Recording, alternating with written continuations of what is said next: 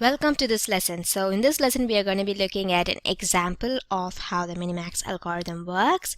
So let's look at the example right now. So we are going to be looking at a simple game which I created. It's called the maximum number game. So this is not a proper game by any means at all, but let's use it to understand how the MiniMax algorithm works. I'm just depicting this so that you understand it in a simpler way, because as I told you, the real world games like tic-tac-toe, they have too many options. Okay, so the tree that you have to draw with them is going to be very big, so it's better if we start with something simpler at first. Okay, so this is the tree that I've created for the maximum number game.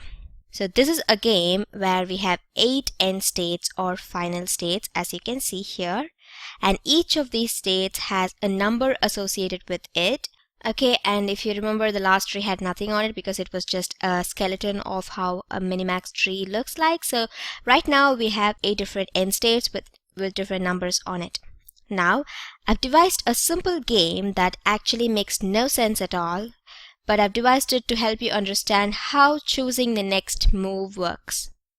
Let's say the objective of the game is to make sure the AI selects the maximum possible value at the end.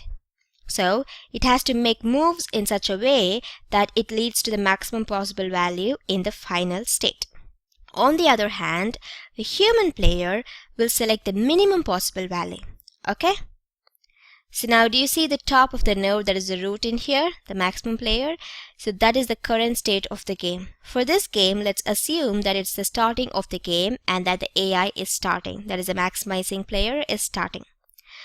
Now the AI has to choose from 2 nodes. Am I right? It has 2 nodes to choose from, but it doesn't know which one to choose because it doesn't know the values attached to these nodes. So if the maximizing player has to choose the maximum possible value, so these nodes has to have some value so that it can choose the maximum of those 2.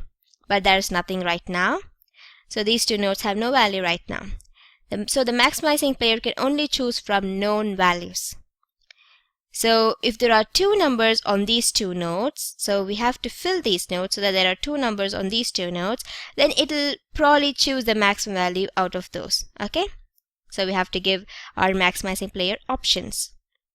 So that's why we need to fill the child nodes of the root node. Okay, so we need to fill these 2 and then we need to fill these 4. So we need to fill all the child nodes so that it can choose properly. But in order to fill the first 2 minimizing child nodes of the root node, we need to fill the 4 maximizing child nodes of those minimizing child nodes as well, because that's how our minimize can choose the minimum possible value from these 2 and these 2, and then it will have a value that the max can choose from. Okay, so we need to go from bottom to top. So that's because the minimizing node, okay, so we need to go from the bottom to top. But the good news is these maximizing nodes have values to choose from. Alright, so these 2, they have values to choose from, so that is the good news.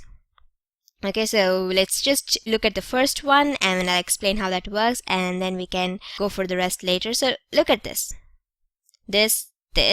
So if you look at this first maximizing node in here, it has 2 values to choose from, -1 and 5, and since this is the maximizing node, it has to choose the maximum possible value. So that this depicts that next turn is the AI's turn, and AI always has to choose the maximum possible value. So don't worry about me going from the bottom to top right now. So it's just for example to depict how it works. When we get to the real example of a tic-tac-toe game, I'll show you how it actually works. Okay, so for now just understand how you'll draw everything. Okay, so right now we're choosing from these 2, 5. So since the maximum value of these 2 is 5, so this particular node is going to be filled with a 5. Okay, so we'll look at how to fill the others in the next lesson. I'll see you there. Thank you.